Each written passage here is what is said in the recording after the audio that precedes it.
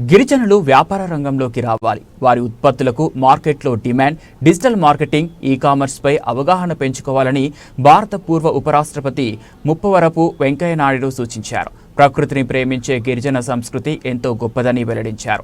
స్థానిక తుమ్మలపల్లి క్షేత్రీయ కళాక్షేత్రంలో జరిగిన ఆదివాసీ సమ్మేళనం కార్యక్రమానికి ముఖ్య అతిథిగా వెంకయ్య నాయుడు వచ్చేశారు. ఈ సందర్భంగా ఏర్పాటు చేసిన గిరిజన సాంప్రదాయ సాంస్కృతిక నృత్య ప్రదర్శనను తిలకించారు. అనంతరం సభను ఉద్దేశించి మాట్లాడుతూ గిరిజనులు ఆదివాసీల ఉత్పత్తులకు మార్కెట్లో డిమాండ్ ఉందని, వారు ఈ అవకాశాన్ని ఉపయోగించుకొని వ్యాపార రంగంలో రాణించాలని భారత పూర్వ ఉపరాష్ట్రపతి ముప్పవరపు వెంకయ్య నాయుడు చెప్పారు. భారతదేశంలో ఆదివాసులు తమదైన ప్రత్యేక హస్తకళా నైపుణ్యాన్ని కలిగి ఉన్నారు. అందుకే వారి సహజసిద్ధ నైపుణ్యాలను ప్రోత్సహించడం, వారి ఉత్పత్తులను ప్రచారం చేయడం, వారి ఆదాయ వనరులను మెరుగుపరచడం ఎంతో ముఖ్యం.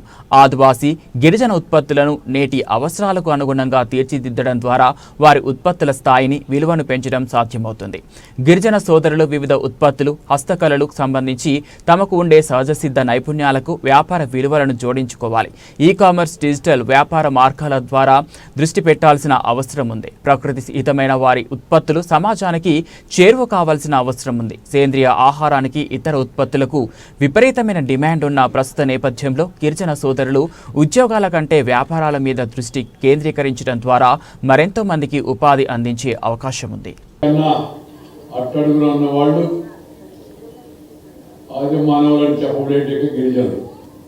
అలాగే వాయిస్ తక్కువగా ఉన్నవాళ్ళు, నాయిస్ తక్కువ చేసేవాళ్ళు కూడా గిరిజనులు. ఆ విషయాన్ని దృష్టిలో పెట్టుకొని మనం వాళ్లకు ఎక్కువ ప్రాధాన్యత ఇవ్వాలి. వాళ్ళ సమస్యలకు ఎప్పటికప్పుడు ఎక్కడ వచ్చిన వాటికి ప్రాధాన్యత ఇవ్వాలని నేను పత్రికా రంగానికి తెలియజేస్తా ఉన్నాను.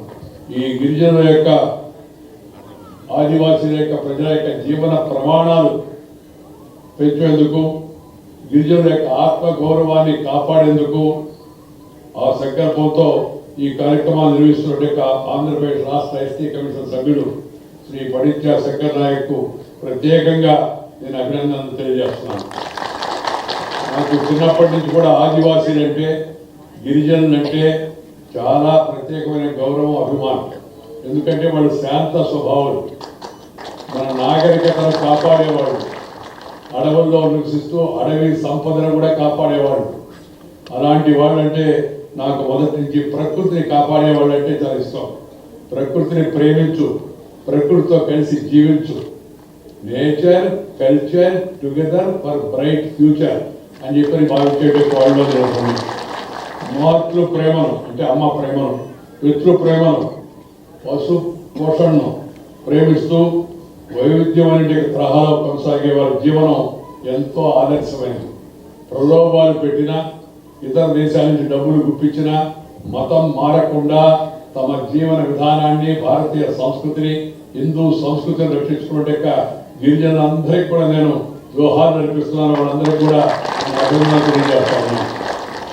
మాతృమూర్తి అమ్మ, మాతృభాష అమ్మ గర్భం నుంచి వచ్చిన భాష, జన్మభూమి పుట్టిన ప్రదేశం, దాని పట్ల వారికి ఉండే గౌరవం అవుతుందో, అవ్యాజమైన అభ్యాత అనురాగాలు అవుతున్నాయో అవి ప్రత్యేకంగా పేర్కొనదగినవి.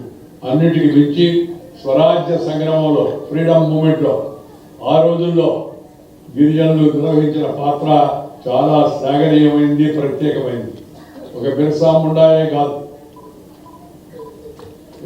ముండానే కాదు, లేకపోతే మన యొక్క ప్రాంతాలకు చెందిన అనేక మంది గిరిజనులు ఆ ఉద్యమాల్లో ముందున్నారు. మనం సినిమా చూసాం, అల్లూరి సీతారామరాజు అని చెప్పని కృష్ణ గారు నిర్మించిన సినిమా కాబట్టి అంటే అందరికి గుర్తుంటుంది, ఆ గుర్తు కూడా వస్తుంది. ఆ సినిమాలో కూడా చూపించారు. ఆయన గిరిజనులందరినీ రంపచోడవరం ఆ ప్రాంతంలో గిరిజనులందరినీ మరి సంఘటితపరిచి బ్రిటిష్ వాళ్ళకి వ్యతిరేకంగా పోరాడుతూ ఉంటే ఆ పోరాటంలో ఆయనకు అండగా, ఇల్లుగా, మెండుగా నిలబడిన వాళ్ళు ఎవరంటే గిరిజన సోదరులు, గిరిజన సోదరిమణులు అని చెప్పని మనం చేస్తా ఉన్నాం. అందుకని స్వరాజ్య సంగ్రామంలో గిరిజన యొక్క పాత్ర ప్రత్యేకమైంది, అనిర్వచనమైంది. భారతదేశ జనాభాలో ఆదివాసీ